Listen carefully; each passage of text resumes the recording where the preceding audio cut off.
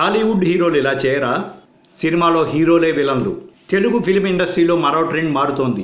ఒకప్పుడు సినిమాలో హీరో ఎంత స్ట్రాంగ్గా ఉంటాడో అలాగే విలన్ కూడా అంతే పవర్ఫుల్గా ఉంటాడు. గతంలో విలన్లుగా రాణించిన వారు ఎంతోమంది ఉన్నారు.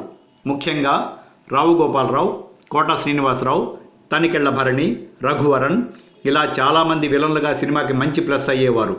కానీ ఇప్పుడు ట్రెండ్ మారింది. ఇప్పుడు హీరోలే విలన్లు, పైగా ఎవరి సినిమాలో వారే విలన్స్. ఈ ట్రెండ్ ఎందుకు వచ్చింది అంటే హీరోలకు ఇమేజ్ విపరీతంగా పెరిగిపోవటం వల్ల.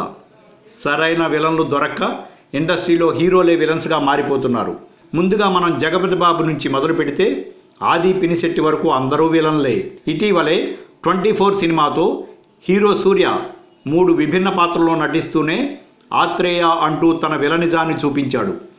గతంలో రజనీకాంత్, మోహన్ బాబులు ఇలా తమ సినిమాల్లో విలనిజాన్ని చూపించారు. ఎం ధర్మరాజు ఎంఏ సినిమాలో మోహన్ బాబు, తర్వాత చంద్రముఖి, రోబో సినిమాల్లో రజనీకాంత్ విలనిజాన్ని నెగిటివ్ షేడ్ ఉండే క్యారెక్టర్స్లో యావత్ ప్రేక్షకులను మెప్పించాడు. సినిమాల్లో హీరోనే విలన్గా మారితే ఆ కిక్ వేరేలా ఉంటుందని ఫస్ట్ మనకు చూపించింది కమల్ హాసన్. అభయ్ సినిమాలో ఎవరూ చేయని విధంగా గుండు చేయించుకొని 18 నుండి 20 కేజీల వరకు బరువు పెరిగి మరీ కనిపించాడు. ఆ సినిమాలో మనీషా కోయిరాలా కమల్ ముందు చిన్న చిట్టెలుగులా కనపడింది అంటే ఆ క్యారెక్టర్ కోసం కమల్ ఎంత తప్పించాడో అర్థమవుతుంది. అంతేకాదు, దశావతారం సినిమాలో ఫ్లెచర్గా పూర్తి స్థాయి విలన్గా నటించి మెప్పించాడు. అతన్ని చూస్తేనే భయం వేసేలా గొప్పగా నటించాడు కమల్. ఫస్ట్ హీరో అదే సినిమాలో విలన్గా 2 విభిన్న పాత్రలను పోషించి మెప్పించాడు.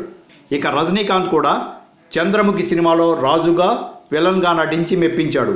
విలనిజంలో సరికొత్త బాడీ లాంగ్వేజ్ని పరిచయం చేసి ఆ సినిమాలో విలనే హీరోలా అనేలా చేశాడు. ఆ తర్వాత వచ్చిన రోబో సినిమాలో సైతం రోబో విలన్గా నటించి అందరినీ ఆశ్చర్యపరిచాడు. రోబో సినిమాలో వసీకర్ పాత్ర కంటే కూడా చిట్టి రోబోలో విలన్గా నటించిన రజనీకాంత్ని అందరూ ఇష్టపడ్డారు. రజనీకాంత్ తర్వాత మళ్ళీ సౌత్లో మంచి పేరు తెచ్చుకున్న తమిళ నటుడు విక్రమ్ కూడా ఇటీవల వచ్చిన ఇంకొకటి సినిమాలో విలన్గా నటించి ఆశ్చర్యపరిచాడు. సినిమాల్లో విలన్ పవర్ఫుల్గా ఉండాలని, కానీ అంతటి పవర్ఫుల్ పాత్రను పోషించేవాడు తక్కువగా ఉన్నారు కనుక తమ సినిమాలో తామే విలన్స్గా మారిపోతున్నారు హీరోలు. ఈ సినిమాలో చియాన్ విక్రమ్ విలన్గా ఎంతో బాగున్నాడని, చాలా బాగా నటించాడని అన్నారు అందరూ. రీసెంట్గా విడుదలైన సూర్య 24 సినిమాలో అయితే సూర్య ఫుల్ లెంగ్త్ విలన్ రోల్ పోషించారు. ఆత్రేయ క్యారెక్టర్లో సూర్య తన పూర్తి స్థాయి విలనిజాన్ని చూపించారు. ఈ సినిమా సూపర్ డూపర్ హిట్ అయ్యి ఆత్రేయ క్యారెక్టర్కే ఎక్కువ పేరు తెచ్చిపెట్టింది. మల్టీ డైమెన్షనల్ యాక్టింగ్ని చూపించిన సూర్య విలన్గా మంచి మార్కులు కొట్టేశాడు.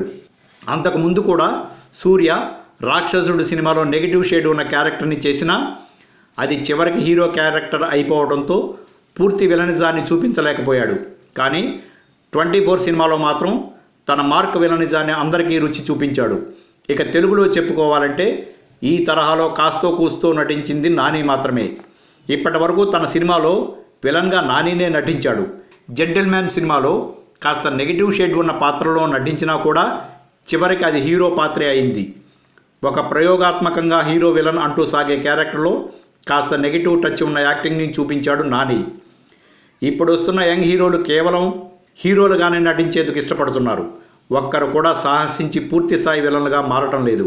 ముఖ్యంగా ఇది టాలీవుడ్లో ఎక్కువగా కనిపిస్తోంది. పూర్తి స్థాయి విలనిజాన్ని చూపించడం, తెరపై క్రూయల్గా ప్రవర్తించడం లాంటివి చేయాలంటే హీరోగా గట్స్ ఉండాలి. అలాంటి పాత్రలు రావాలి కూడా. అలాంటివి వచ్చినప్పుడు కొన్నిటిని తెలుగు హీరోలు కూడా చేస్తే బాగుంటుందనేది విమర్శకుల వాదన. ఇప్పటి వరకు ఇలాంటి షేడ్స్ ఉన్న క్యారెక్టర్స్ని తెలుగు హీరోలు ఎవరూ చేయలేదనే చెప్పాలి. ఆర్య 2 సినిమాలో అల్లు అర్జున్ కాస్త నెగిటివ్ షేడ్ ఉన్న పాత్రలు నటించినా కూడా అది చివరికి పాజిటివ్గానే దర్శకుడు చూపించాల్సి వచ్చింది. అలాగే రాజమౌళి తీసిన ఈగలో కూడా కన్నడ స్టార్ సుదీప్నే విలన్గా పెట్టుకోవాల్సిన పరిస్థితి వచ్చింది.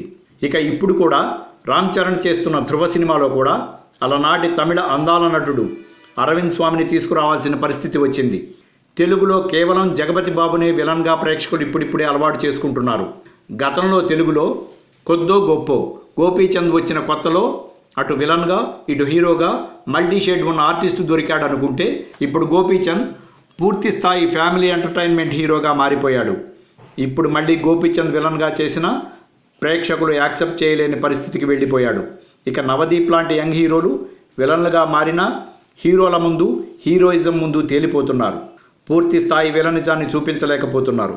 గతంలో బాలయ్య బాబు సుల్తాన్ సినిమాలో చిరంజీవి ఇది కథ కాదు, 24 రోజులు, పున్నమి నాగు, కుక్క కాటుకు చెప్పు దెబ్బ ఇలాంటి సినిమాలో నటించినా కూడా స్టార్డమ్ అనేది ఒకటి వచ్చిన తర్వాత ఇప్పుడు విలన్లుగా నటించలేకపోతున్నారు. ఈ విషయంలో మోహన్ బాబు ఫస్ట్ నుంచి మల్టీ డైమెన్షనల్ యాక్టింగ్ చూపించారు. తెలుగులో ఇప్పటికీ విలన్గా యాక్సెప్ట్ చేసేది ఒక మోహన్ బాబుని అని చెప్పినా అది అతిశయోక్తి కాదు. కొసమెరుపు ఏంటంటే టాలీవుడ్లో విలన్గా నటించడం కంటే కమెడియన్స్గా నటించడం బెటర్ అని సీనియర్ ఆర్టిస్టులు అందరూ కూడా కమెడియన్స్గా మారిపోవటం. Like and subscribe Eagle Media Works.